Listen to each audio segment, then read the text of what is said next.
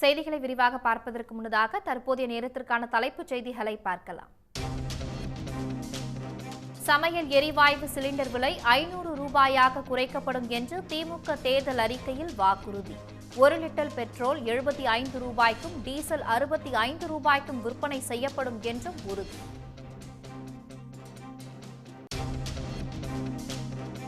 நூறு நாள் வேலை 150 நாட்களாக உயர்த்தப்படும் என்று திமுக வாக்குறுதி. மாணவர்களுக்கு வட்டியில்லா கல்வி கடனாக 4 லட்சம் ரூபாய் வழங்கப்படும் என்று அறிவிப்பு.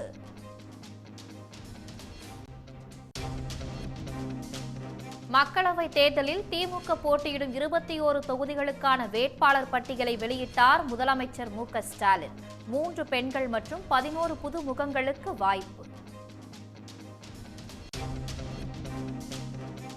அதிமுக தேமுதிக இடையே தொகுதி பங்கீடு ஒப்பந்தம் இறுதியானது. மத்திய சென்னை, திருவள்ளூர், விருதுநகர், கடலூர், தஞ்சை ஆகிய 5 தொகுதிகளில் களம் இறங்குகிறது தேமுதிக. வடசென்னையில் ராயபுரம் மனோ, தென் சென்னையில் ஜெயவர்தன் போட்டி. 16 பேர் கொண்ட அதிமுக வேட்பாளர் பட்டியலை வெளியிட்டார் எடப்பாடி பழனிசாமி.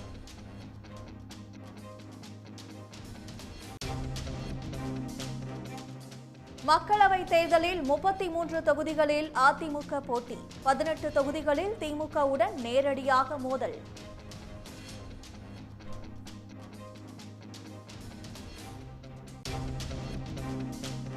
பாஜக கூட்டணியில் அமமுகவுக்கு 2 தொகுதிகள் ஒதுக்கீடு. 1 போதும் என கூறியதாகவும் 2இல் போட்டியிட பாஜக கூறியதாக டிடிவி தினகரன் பேட்டி. கூட்டணிக்கு எது கொடுக்குன்னா கொடுங்கன்னு சொன்னா இல்ல நீங்க குறைந்தபட்சம் 2 தொகுதியிலாவது போட்டியிடணும்னு அவங்க சொல்லிதான் 2வது தொகுதியை இன்றைக்கு கொடுத்தாங்க.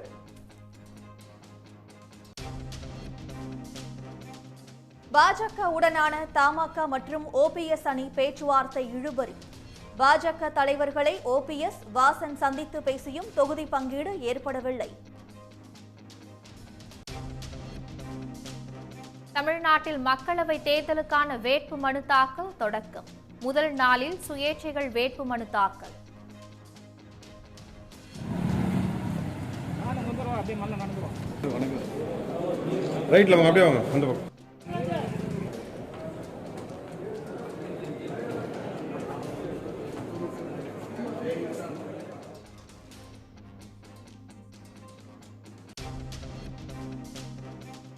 தேர்தல் பிரச்சாரத்திற்காக விமானப்படை ஹெலிகாப்டரை பிரதமர் மோடி பயன்படுத்தியதாக புகார்.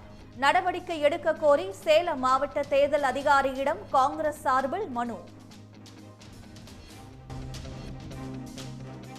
எந்த இடத்தில் வாக்கு குறைந்தாலும் அந்த இடத்திற்கு பொறுப்பானவர் பதில் சொல்ல வேண்டியிருக்கும்.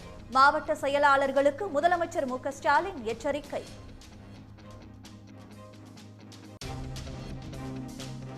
தமிழ்நாட்டிற்கான காங்கிரஸ் வேட்பாளர் பட்டியல் நாளை இரவு வெளியாகிறது. வேட்பாளர்களை இறுதி செய்ய செல்வ பெருந்தகை உள்ளிட்டோர் டெல்லி பயணம்.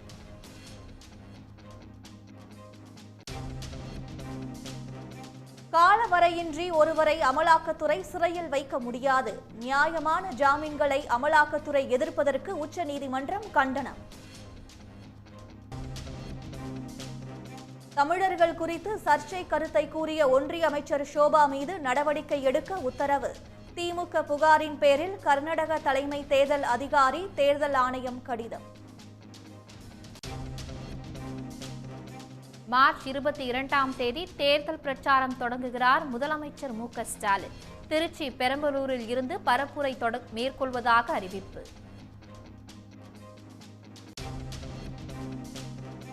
அண்ணாமலை முன்னிலையில் மீண்டும் பாஜகவில் இணைந்தார் தமிழிசை சவுந்தரராஜன். நாடாளுமன்ற உறுப்பினராக டெல்லி செல்ல இருப்பதாக பேட்டி.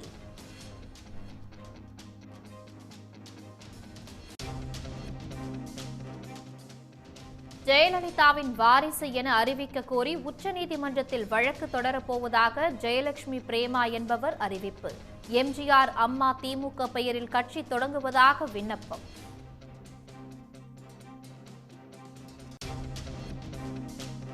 சோதனை நடத்த சென்ற போலீஸ் நடுக்கடலில் தவிப்பு. படகுடன் போலீசை மீனவர்கள் மீட்டனர். நாடாளுமன்ற தேர்தல் நேரம் என்பதால் மூச்சு விடவே பயமாக உள்ளதாக ரஜினிகாந்த் பேட்டி. ஒழுக்கம், நேர்மை, கடின உழைப்பு, அர்ப்பணிப்பு இருந்தால் வாழ்க்கையில் வெற்றி பெறலாம் என கருத்து. சமையல் எரிவாயு விலை 500 ரூபாயாக குறைக்கப்படும், பெட்ரோல் விலை 75 ரூபாயாக குறைக்கப்படும் என்பது உள்ளிட்ட அதிரடி வாக்குறுதிகளுடன் திமுக தேர்தல் அறிக்கை வெளியாகியுள்ளது. நாடாளுமன்ற தேர்தலுக்கான திமுக தேர்தல் அறிக்கையை முதலமைச்சரும் கட்சித் தலைவருமான மு.க. ஸ்டாலின் வெளியிட்டார். சமையல் எரிவாயு சிலிண்டர் 500 ரூபாய்க்கு வழங்கப்படும், பெட்ரோல் விலை லிட்டர் 75 ரூபாயாகவும், டீசல் விலை 65 ரூபாயாகவும் குறைக்கப்படும் என்று அதில் உறுதி தரப்பட்டுள்ளது. மகளிர் சுய உதவிக் குழுக்களுக்கு 10 லட்சம் ரூபாய் வட்டியில்லா கடன் வழங்கவும், 100 நாள் வேலையை 150 நாட்களாக உயர்த்தவும் திமுக தேர்தல் அறிக்கையில் உறுதியளிக்கப்பட்டுள்ளது.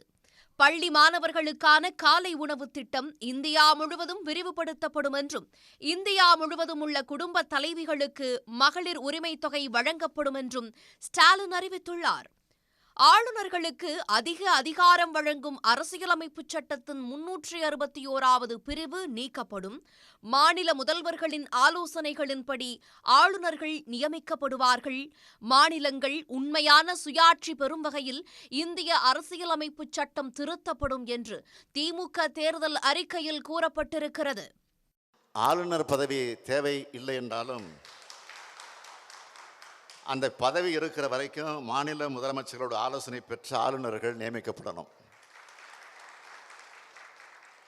ஆளுநர்களுக்கு அதிக அதிகாரம் வழங்குகிற பிரிவு 361 நீக்கப்படும். உச்சநீதிமன்றத்தின் கிளை சென்னையில் அமைக்கப்படும் எனவும், நாடு முழுவதிலும் உள்ள சுங்கச்சாவடிகள் முற்றிலும் அகற்றப்படும் என்றும் திமுக தேர்தல் அறிக்கையில் உறுதியளிக்கப்பட்டுள்ளது. ஒன்றிய அளவில் சாதிவாரி கணக்கெடுப்பு நடத்தப்படும். குடியுரிமை திருத்தச் சட்டம் ரத்து செய்யப்படும். ஒரே நாடு ஒரே தேர்தல் திட்டம் கைவிடப்படும். ஜிஎஸ்டி சட்டங்கள் திருத்தப்படும் என்பதும் திமுக தேர்தல் வாக்குறுதியின் முக்கிய அம்சங்களாகும். தமிழ் உள்ளிட்ட மாநில மொழிகளில் ஒன்றிய அரசு தேர்வுகள் நடத்தப்படும். திருக்குறள் தேசிய நூலாக அறிவிக்கப்படும். தமிழ்நாட்டுக்கு நீட் தேர்வில் இருந்து விலக்கு அளிக்கப்படும் என்றும் அதில் கூறப்பட்டுள்ளது.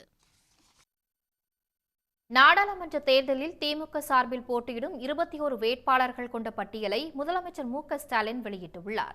பெண் உள்பட 11 புதுமுகங்களுக்கு திமுக வாய்ப்பளித்துள்ளது. தமிழ்நாட்டில் மொத்தமுள்ள 39 மக்களவை தொகுதிகளில் 21 இடங்களில் திமுக நேரடியாக களமிறங்குகிறது.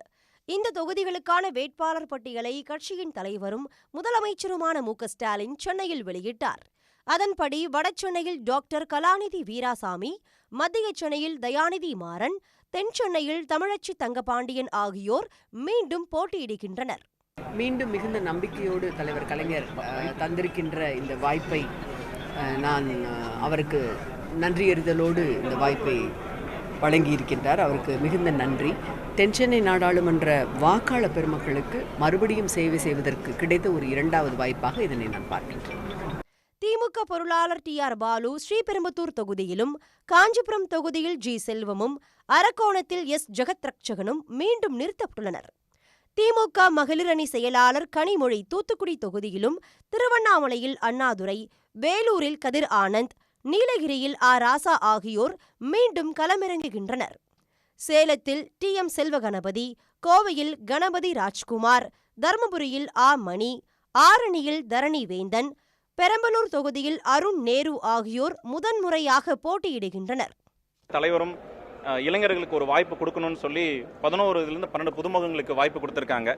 இது நான் ஒரு மிகப்பெரிய பொறுப்பாக தான் நான் நினைக்கிறேன். இதில் நிறைய எதிர்பார்ப்புகளும் இருக்குது. அந்த எதிர்பார்ப்பை பூர்த்தி செய்யணும். சுற்றி இருக்க முன்னோர்களும் சரி, எங்களுக்கு கட்சியில் இருக்க முன்னோர்கள், கட்சியில் இருக்க இளைஞர்களிடமிருந்து நிறைய வேலை செஞ்சு மக்களுக்கோசரம் இந்த அரசாங்கத்தின் திட்டத்தை முழுமையாக சேர்க்கணுங்கிற நம்பிக்கையில் தான் இந்த பொறுப்பு வழங்கியிருக்காங்க. தேனியில் தங்க தமிழ்ச்செல்வன், கள்ளக்குறிச்சியில் மலையரசன், பொள்ளாச்சியில் ஈஸ்வரசாமி, தஞ்சாவூரில் முரசொலி, ஈரோடு தொகுதியில் பிரகாஷ், தென்காசியில் ராணி ஸ்ரீகுமார் ஆகியோரும் புதுமுகங்களாக களமிறங்குகின்றனர். 21 வேட்பாளர்களில் 11 புதுமுகங்களும் 3 பெண்களும் இடம் பிடித்து உள்ளனர். மருத்துவர், வழக்கறிஞர், முனைவர், விவசாயி உட்பட பல்வேறு தரப்பை சேர்ந்தவர்களும் வேட்பாளர் பட்டியலில் இடம் பிடித்துள்ளனர். 16 பேர் கொண்ட அதிமுக வேட்பாளர் பட்டியலை அக்கட்சியின் பொதுச் செயலாளர் எடப்பாடி பழனிசாமி வெளியிட்டுள்ளார். அதிமுக தலைமை அலுவலகத்தில் செய்தியாளர்களிடம் பேசிய எடப்பாடி பழனிசாமி 16 பேர் கொண்ட வேட்பாளர் பட்டியலை வெளியிட்டார். வடசென்னையில் ராயபுரம் மனோ, தென்சென்னையில் ஜெயவர்தன் களம் இறக்கப்பட்டுள்ளனர். காஞ்சிபுரத்தில் ராஜசேகர், அரக்கோணத்தில் AL விஜயன் போட்டியிடுகின்றனர். கிருஷ்ணகிரியில் ஜெயபிரகாஷ், ஆரணியில் கஜேந்திரன், விழுப்புரத்தில் பாக்யராஜ் வேட்பாளர்களாக அறிவிக்கப்பட்டுள்ளனர். சேலத்தில் விக்னேஷ், நாமக்கலில் தமிழ்மணி, ஈரோட்டில் அசோக்குமார் ஆகியோர் போட்டியிடுகின்றனர்.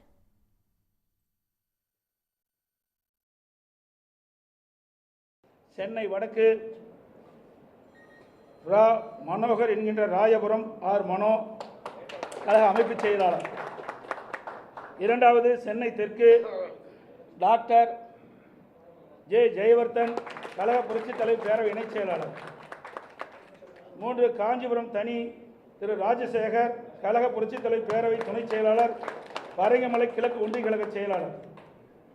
அரக்கோணம் திரு AL விஜயன் சோழிங்கர் கிழக்கு ஒன்றிய கழக செயலாளர். கிருஷ்ணகிரி திரு ஜெயபிரகாஷ் கிருஷ்ணகிரி மேற்கு மாவட்ட எம்ஜிஆர் மன்ற இணைச் செயலாளர். ஆரணி திரு GV கஜேந்திரன் ஆரணி தெற்கு ஒன்றிய கழக செயலாளர். விழுப்புரம் தனி திரு பாக்யராஜ் விழுப்புரம் மாவட்ட மாணவணி செயலாளர். சேலம் திரு P விக்னேஷ் கழக புரட்சித் தலைவர் பேரவை துணை செயலாளர். நாமக்கல் திரு S தமிழ்மணி நாமக்கல் மாவட்ட வர்த்தகணி செயலாளர். ஈரோடு திரு ஆற்றல் அசோக்குமார் கழக புரட்சித் தலைவர் பேரவை துணை செயலாளர். முதற்பட்டியலில் 16 பேர் அனைத்து இந்திய அண்ணா திராவிட முன்னேற்ற கழகத்தினுடைய அதிகாரப்பூர்வ வேட்பாளராக நாடாளுமன்ற தேர்தலில் அறிவிக்கப்பட்டுள்ளனர். கரூரில் தங்கவேல், சிதம்பரத்தில் சந்திரகாசன், நாகப்பட்டினத்தில் சுர்ஜித் சங்கர் ஆகியோர் வேட்பாளர்களாக அறிவிக்கப்பட்டுள்ளனர். மதுரையில் சரவணன், தேனியில் நாராயணசாமி, ராமநாதபுரத்தில் ஜெயபெருமாள் ஆகியோர் போட்டியிடுகின்றனர். அதிமுக தேர்தல் அறிக்கை நாளை மறுநாள் வெளியிடப்படும் என்று தகவல் வெளியாகியுள்ளது. அன்றே இறுதி வேட்பாளர் பட்டியலும் வெளியாகும் என்று கூறப்படுகிறது. மக்களவைத் தேர்தலில் தமிழ்நாட்டில் போட்டியிடும் காங்கிரஸ் கட்சியின் வேட்பாளர் பட்டியல் நாளை இரவுக்குள் வெளியிடப்படும் என்று மாநில காங்கிரஸ் கட்சி தலைவர் செல்வ பெருந்தகை தெரிவித்துள்ளார்.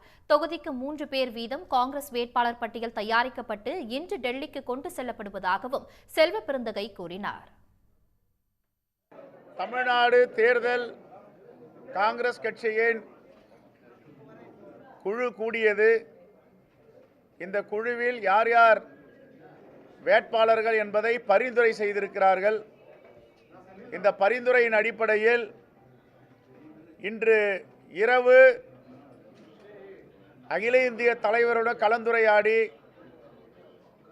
ஸ்கிரீனிங் கமிட்டி என்று சொல்லுவார்கள், திரு ஹரீஷ் சௌத்ரி அவர்களுடைய தலைமையில் நியமிக்கப்பட்டிருக்கிறது. அவருடன் விவாதித்து நாளை எங்களுடைய சென்ட்ரல் எலெக்ஷன் கமிட்டி தலைவர்களெல்லாம் கூட இருக்கிறோம்.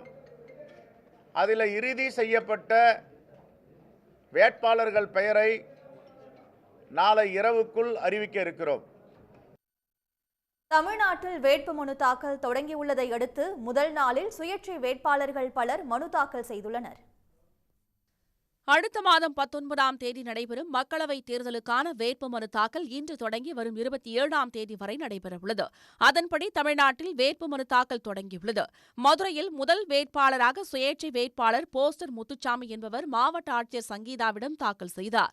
நாமக்கல் மாவட்டம் மேற்கு பாலப்பட்டியைச் சேர்ந்த ரமேஷ் என்பவர் மகாத்மா காந்தி வேடமணிந்து மாவட்ட ஆட்சியர் அலுவலகத்தில் மனு தாக்கல் செய்தார். வேட்புமனு தாக்கலுக்கான டெபாசிட் தொகையான 25,000 ரூபாயை அவர் 10 ரூபாய் நாணயங்களாக தலையில் சுமந்து வந்து கொடுத்தார்.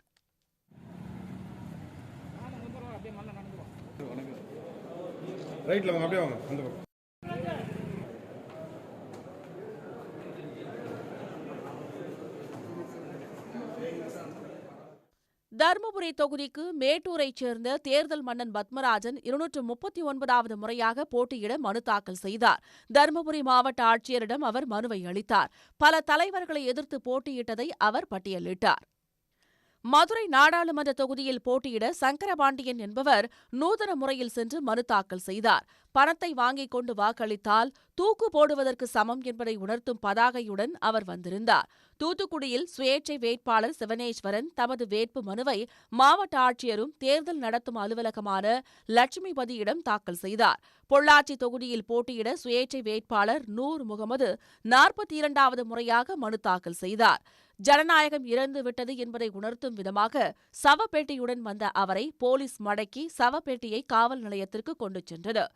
திருச்சி மாவட்ட ஆட்சியர் அலுவலகத்தில் வேட்புமனு தாக்கல் செய்ய வந்த உறையூரைச் சேர்ந்த போக்குவரத்து ஊழியர் ராஜேந்திரன் தமது கடன் வங்கி அட்டை மூலம் செலுத்துவதாக தெரிவித்தார். ஆனால் அதனை ஏற்க மறுத்த ஆட்சியர் டெபாசிட் தொகையை செலுத்துமாறு அறிவுறுத்தியதால் சிறிது நேரம் பரபரப்பு நிலவியது. கள்ளக்குறிச்சியில் நாம் தமிழர் கட்சி சார்பில் போட்டியிடும் ஜெகதீச பாண்டியன் ஊர்வலமாக சென்று மாவட்ட தேர்தல் நடத்தும் அலுவலரிடம் தனது வேட்புமனுவை தாக்கல் செய்தார். கள்ளக்குறிச்சி அருகே ஏமப்பேரிலிருந்து திருவள்ளுவர், வேலு நாச்சியார், அம்பேத்கர் உள்ளிட்ட பலரது வேடங்களை அணிந்த நாடக கலைஞர்களுடன் நகரின் முக்கிய வீதிகள் வழியாக ஊர்வலமாக சென்று மாவட்ட ஆட்சியர் அலுவலகத்தில் ஆட்சியர் ஸ்ரவன்குமாரிடம் வேட்புமனுவை தாக்கல் செய்தார். 100க்கும் மேற்பட்ட நாம் தமிழர் கட்சியினர் ஜெகதீச பாண்டியனுடன் ஊர்வலமாக சென்றனர். விசாரணையை தொடங்காமல் காலவரையின்றி கைது செய்தவர்களை சிறையில் அடைத்து வைத்திருக்கும் அமலாக்கத்துறையின் நடைமுறைக்கு உச்சநீதிமன்றம் கண்டனம் தெரிவித்துள்ளது. அமலாக்கத்துறையின் இந்த நடைமுறை நீதிமன்றத்திற்கு பாதிப்பை ஏற்படுத்துவதாகவும் நீதிபதிகள் கருத்து தெரிவித்துள்ளனர். நிலக்கரி சுரங்க மோசடி வழக்கில் சிக்கிய ஜார்க்கண்ட் முன்னாள் முதல்வர் ஹேமந்த் சோரன் உதவியாளர் பிரேம் பிரகாஷ் சட்டவிரோத பண பரிவர்த்தனையில் ஈடுபட்டதாக அமலாக்கத்துறையால் கைது செய்யப்பட்டார். கடந்த ஆண்டு ஜனவரி மாதம் ஜார்க்கண்ட் உயர்நீதிமன்றம் அவருக்கு ஜாமீன் வழங்க மறுத்ததை அடுத்து அவரது தரப்பில் உச்சநீதிமன்றத்தில் ஜாமீன் கோரி மனு தாக்கல் செய்யப்பட்டது. இந்த மனு நீதிபதிகள் சஞ்சீவ் கண்ணா, தீபாங்கர் தத்தா அமர்வில் இன்று விசாரணைக்கு வந்தது. அமலாக்கத்துறை 60 முதல் 90 நாட்களுக்குள் விசாரணை முடித்து குற்றப்பத்திரிகை தாக்கல் செய்யாத பட்சத்தில் சிறையில் இருப்பவர் ஜாமீன் பெறுவதற்கு உரிமை உள்ளது என்று குற்றவியல் நடைமுறை சட்டத்தில் இருப்பதை நீதிபதிகள் சுட்டிக்காட்டினர். விசாரணை முடியும் வரை கைது செய்யக்கூடாது என்பதற்காகவே இந்த ஜாமீன் நடைமுறை வகுக்கப்பட்டுள்ளது என்று கூறிய நீதிபதிகள் சட்டப்பூர்வ ஜாமீன் உரிமையை தடுக்கும் குற்றப்பத்திரிகையை அமலாக்கத்துறை தாக்கல் செய்யக்கூடாது என்று உத்தரவிட்டனர். இந்த வழக்கில் மனுதாரரிடம் விசாரணை நடத்தாமல் 18 மாதங்களாக சிறையில் அடைத்து வைத்து இருக்கும் அமலாக்கத்துறையின் இந்த நடைமுறையால் தங்களுக்கு பாதிப்பு ஏற்பட்டுள்ளதாக தெரிவித்த நீதிபதிகள் இந்த விவகாரத்தில் கூடுதல் கவனம் செலுத்தப் போவதாக கூறினர். பின்னர் மனுதாரருக்கு ஜாமீன் வழங்குவது குறித்து ஏப்ரல் 29ஆம் தேதி முடிவு செய்யப்படும் என்று தெரிவித்து விசாரணையை ஒத்திவைத்தனர். திருச்சியில் தொகுதிக்கு அறிமுகம் இல்லாத ராமஸ்ரீனிவாசனை நிறுத்தினால் பாஜக டெபாசிட் இழக்கும் என்று பாஜக நிர்வாகி திருச்சி சூர்யா எக்ஸ் தளத்தில் பதிவிட்டிருப்பது சலசலப்பை ஏற்படுத்தியுள்ளது.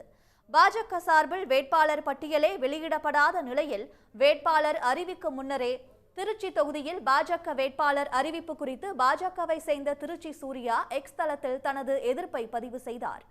அவரது பதிவில் நாடாளுமன்ற தேர்தலில் திருச்சி தொகுதிக்கு அறிமுகம் இல்லாத வெளி மாவட்டத்தை சேர்ந்த ராமஸ்ரீனிவாசனை களம் இறக்கினால் பாஜக டெபாசிட் இழக்கும் என்றும் வெற்றியை நினைத்து கூட பார்க்க முடியாது என்றும் பதிவிட்டுள்ளார். மாறாக மண்ணின் மைந்தரை திருச்சியில் வேட்பாளராக நிறுத்தினால் பாஜகவுக்கு வெற்றி வாய்ப்பு பிரகாசமாக உள்ளதாக குறிப்பிட்டுள்ள அவர் வேடந்தாங்கல் பறவைகள் வேண்டாம் என்று பதிவிட்டுள்ளார். திருச்சி சூர்யா குறிப்பிடும் ராமஸ்ரீனிவாசன் என்பவர் தமிழ்நாடு பாஜகவின் மாநில பொதுச் செயலாளராக உள்ளார். மதுரையை சேர்ந்த அவர் திருச்சிக்கு தொடர்பில்லாதவர் என்பதால் பாஜக வெற்றி பெறாது என்று அவர் பதிவிட்டுள்ளார். நாடாளுமன்ற தேர்தலையொட்டி அதிமுக தேமுதிக இடையே தொகுதி பங்கீடு கையெழுத்தாகியுள்ளது.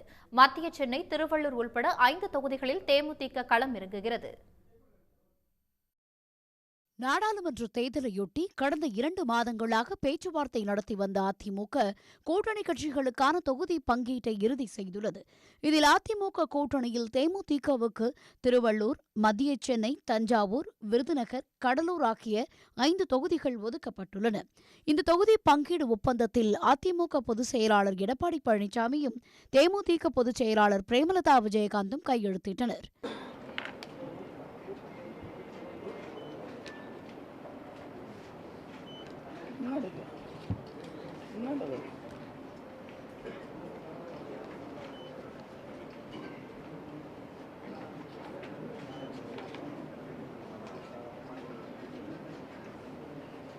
தொகுதி பங்கீடு கையெழுத்துக்கு பிறகு செய்தியாளர்களிடம் பேசிய பிரேமலதா விஜயகாந்த் 2026 சட்டமன்ற தேர்தலிலும் அதிமுக தேமுதிக கூட்டணி நிச்சயம் தொடரும் என்று தெரிவித்தார்.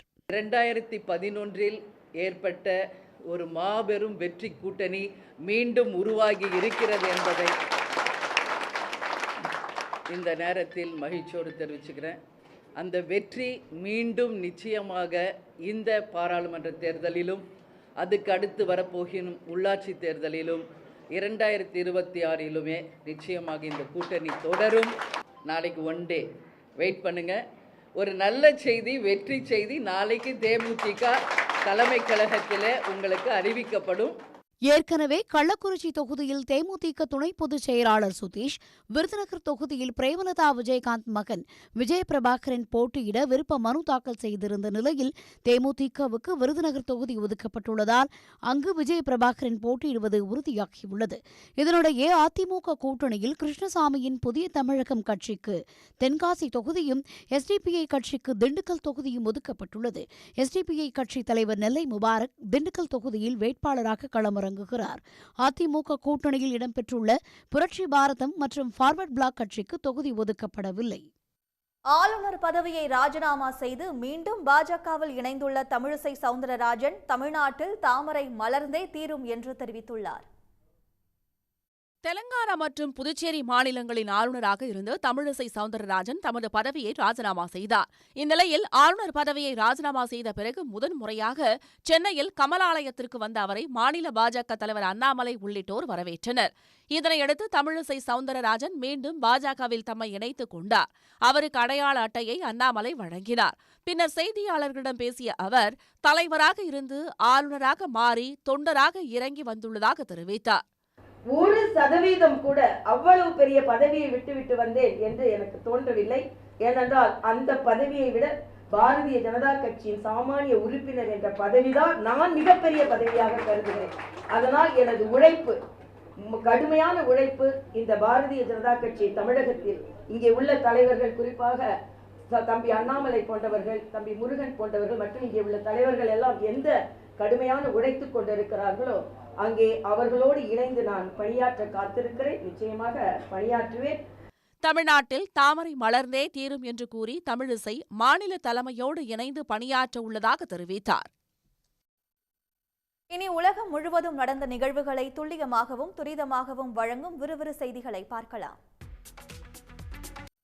நாடாளுமன்ற தேர்தலில் எந்த இடத்தில் வாக்கு குறைந்தாலும் அந்த இடத்திற்கு பொறுப்பானவர் பதில் சொல்ல வேண்டியிருக்கும் என திமுக மாவட்ட செயலாளர்களுக்கு முதலமைச்சர் மு.க.ஸ்டாலின் எச்சரிக்கை விடுத்துள்ளார். திமுக தலைவரும் தமிழ்நாடு முதலமைச்சருமான மு.க.ஸ்டாலின் கட்சியின் மாவட்ட செயலாளர்கள் கூட்டத்தில் காணொலி காட்சி மூலமாக உரையாற்றினார். தனிப்பட்ட விருப்பு வெறுப்பை தாண்டி கூட்டணியின் வெற்றிக்காக உழைக்க வேண்டும் என அவர் அறிவுறுத்தினார். ஒரு சட்டமன்ற தொகுதியில் வாக்கு குறைந்தாலும் அதற்கு அந்த மாவட்ட செயலாளரும் பொறுப்பு அமைச்சரும் தான் பொறுப்பு என்றும், எந்த இடத்தில் வாக்கு குறைந்தாலும் அந்த இடத்திற்கு பொறுப்பானவர் பதில் சொல்ல வேண்டி இருக்கும் என்றும் அவர் எச்சரிக்கை விடுத்தார். எல்லா தொகுதியிலும் ஸ்டாலின் தான் வேட்பாளர் என்ற எண்ணம் தான் இருக்க வேண்டும் என தெரிவித்த முதல்வர், தோழமை கட்சிகளையும் இணைத்து தேர்தல் பணிக்குழுக்களை அமைக்க வேண்டும் என்றும் அறிவுறுத்தினார். போஸ்டர்கள், துண்டறிக்கைகளில் அனைத்து கூட்டணி கட்சிகளின் தலைவர்களின் படங்களுக்கும் கட்டாயம் இடம் கொடுக்க வேண்டும்.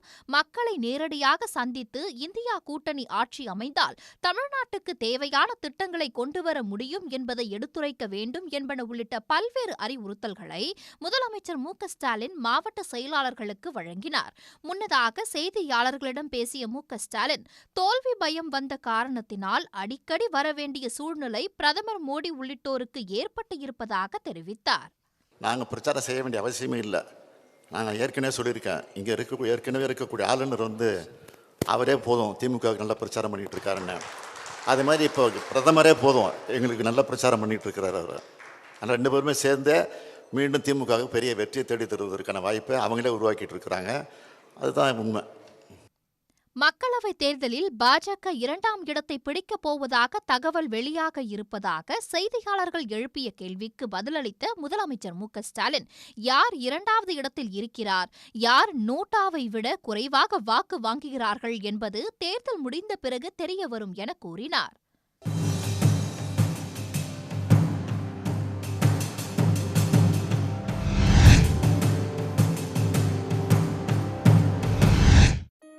சங்ககால சுவடுகளின் அழியா சாட்சியாகவும் எஞ்சி நிற்கும் தொன்மத்தின் தொடர்ச்சியாகவும் திகழும் மதுரை, மதுரையம்பதி, கூடல் நகரம், கடம்பவனம் என தமிழ் இலக்கியங்களில் பல்வேறு பெயர்களால் அழைக்கப்படுகிறது. தென்னிந்தியாவின் ஏதென்ஸ் என்ற பெயரும் மதுரைக்கு உண்டு. மூவேந்தர்களில் பாண்டிய மன்னர்களின் மீன்கொடி பட்டொலி வீசி பறந்த பகுதி. கிபி 250 முதல் 3 நூற்றாண்டுகள் களப்பிரார்கள் ஆண்டதாக கூறுகிறார்கள் ஆய்வாளர்கள். நாயக்க மன்னர்கள் அதிகாரம் செலுத்திய வரலாற்று தழும்புகளும் மதுரை நெடுகிலும் உண்டு.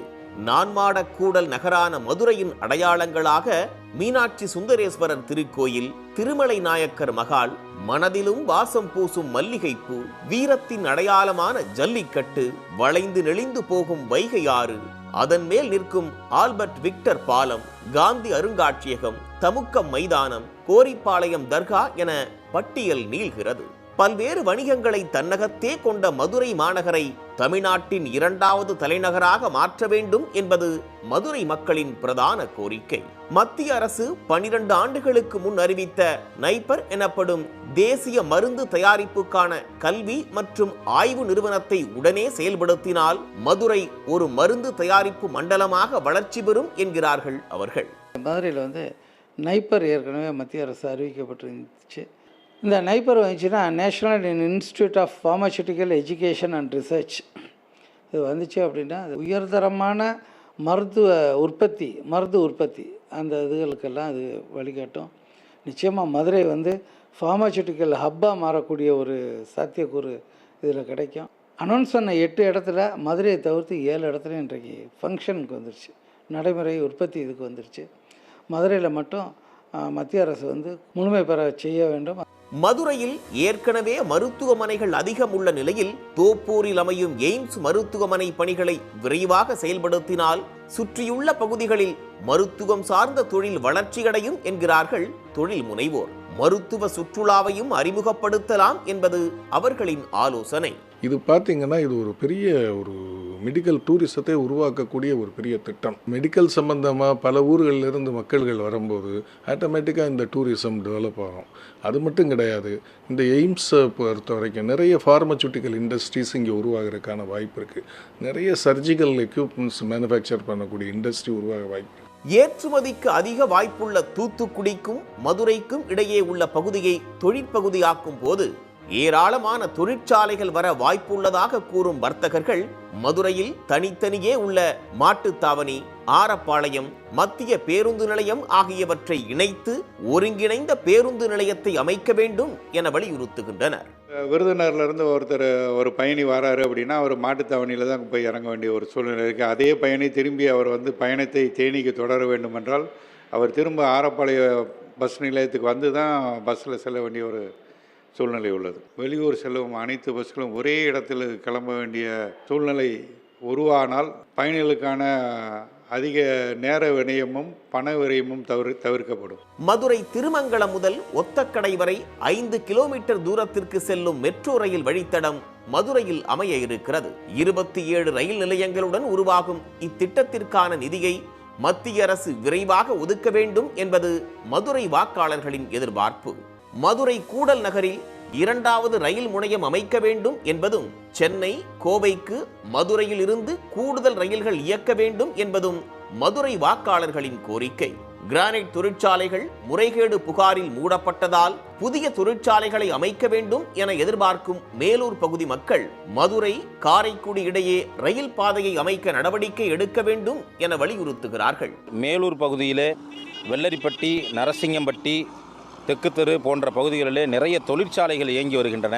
மதுரையிலிருந்து மேலூர் வழியாக காரைக்குடிக்கு தொடர் ரயில் வண்டி போக்குவரத்தை உருவாக்க வேண்டும் என்று சட்டமன்றத்திலே ஒரு ஜிஓவை பாஸ் பண்ணினார்கள். ஆனால் அந்த திட்டத்தை அப்படியே கிடப்பில் போட்டு எந்த நிதியும் ஒதுக்கீடு செய்யாமல் அந்த திட்டம் கைவிடப்பட்டிருக்கிறது.